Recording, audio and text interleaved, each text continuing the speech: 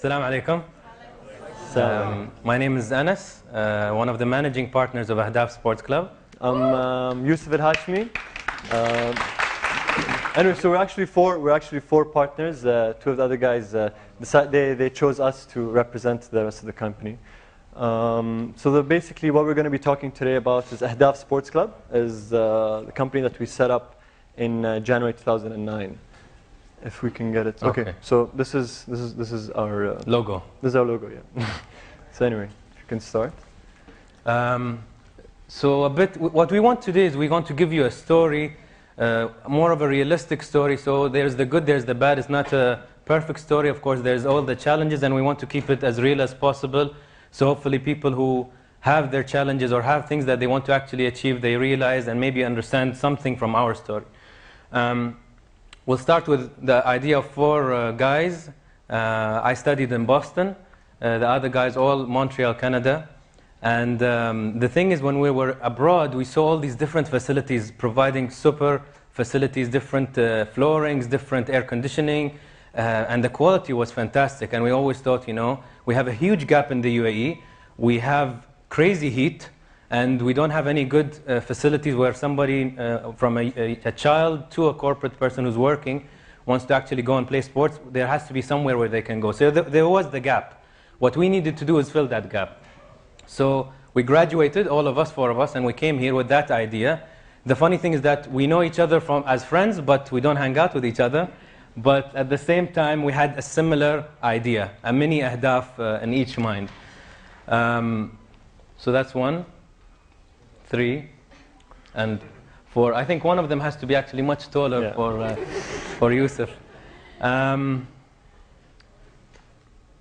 So the good thing is that when you join forces, each of us had different backgrounds. I'm a mechanical engineer, there's another mechanical engineer, there's a political scientist, there's an accountant. So each brings something different to the table.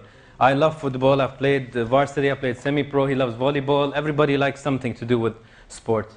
And when you join forces, you can actually get different angles and you bring a better understanding of what you want to achieve. So that was the first part of the formula. And then we approached Mohammed bin Rashid establishment for SME development. They loved the idea. They loved the idea that we will be actually the first in the Gulf to provide an enclosed area with AstroTurf, so you can wear your normal football shoes and play as if you're playing outdoors, but it's a controlled environment. So they approved it. And then some challenges came, and that's where the last part of the formula is. Following up on that, finally, after we actually managed to get our business plan up and running and everything together and a lot of the hard work, touching back to the previous talks that were held today, it's not just having an idea, action, and then just, having an idea and just going through action. You have to plan. You have to make sure everything is solidified. You have to make sure your business plan is solid. And that's where we got a lot of help, as Anas said, with Mohammed bin Rashid establishment. But I think one of the most important traits to have for any young entrepreneur is perseverance. We're like small fish in a very big pond with a lot of hamurs, as we say. So we have to learn how to swim amongst them without getting eaten. And perseverance, it could be stubbornness, but it could be seen as a very good way. Do not accept no as an answer, as a final answer. Never take no as an answer. If we took no as an answer, we would have never had an Ahdaaf. We went through several different government entities to get the proposals accepted and so forth, so we can find a place where we can establish Ahdaaf. We got rejected once, we went back. We got rejected twice, we went back a third time, we went back for the fourth time, we finally got accepted. So if it wasn't for our anad or us being stubborn mules, we wouldn't have been able to get it done. If we have to use the word Mindshift, I think we'll use it firstly here, because if we went about it the typical way, after the first or second rejection we'll be like, no, we're too proud, forget this idea, it's not worth it, and we're not going to do it. But we believed in it, and we thought, yes, if we just get a chance to establish this, people are going to see that. So we stuck to it. Coming back to the goal was, of course, to bring a new facility, an excellent facility for anybody to actually get a more active lifestyle. We have alarming numbers. We have high diabetes numbers, high cholesterol, and and obesity. And what we need to do is get people to be more active.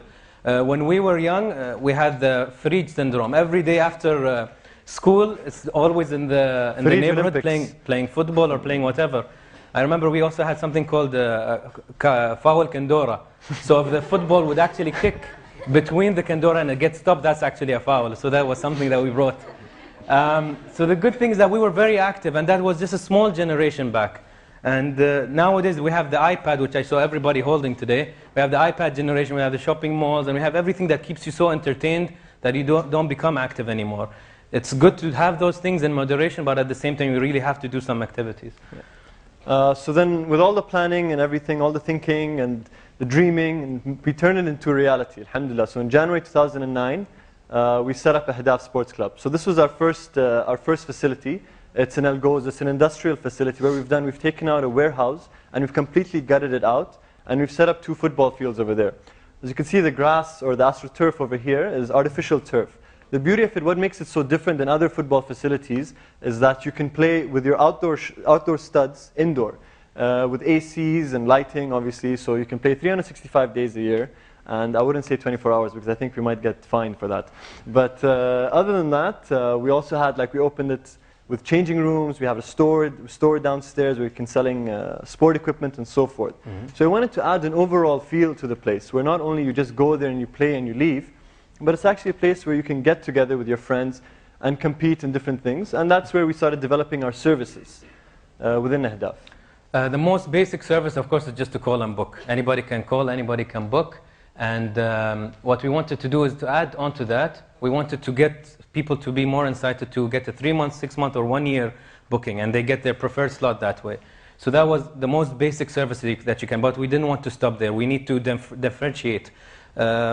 It's, for example, if we talk about supermarkets, there are 20 supermarkets in one neighborhood. Why do you go to one rather than the other? So you have to have something that distinguishes your business from the others.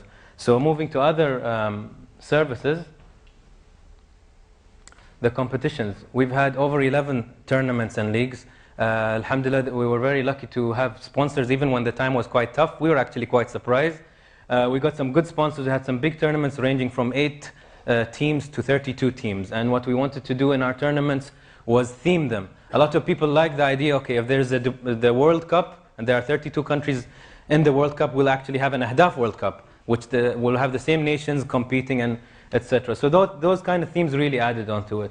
Adding on to the World Cup, we organized in such a way where, for example, if you're Argentina and you have a game against Netherlands, so it will be based upon the same time, the same day that the real games are happening. So you get a better sense of the feeling, and you finish your game, and you can go and you can watch it live. As Anas was saying, so our tournaments, they were ranging, sorry if you can just go back. Our tournaments were ranging from 8 to 32 teams. Okay. And the last tournament was a lot of fun. It was, we were very lucky to get the patronage of His Highness Sheikh Hamdan Mohammed bin Rashid Al Maktoum. And we had the Ahdaaf Government Entities Cup. It was the first of its kind, and it was the biggest indoor football tournament during Ramadan in terms of for government entities, where we offered the cash prize of over 100,000 dirhams for the winners. It was a lot of fun, and the beauty of it, their entry was free. So all the government entity staff could just join and play. All they had to do was show their IDs that they work within that department, and they could come and play. Obviously, with the help of sponsors and with the help of so forth, we were able to make this into a reality.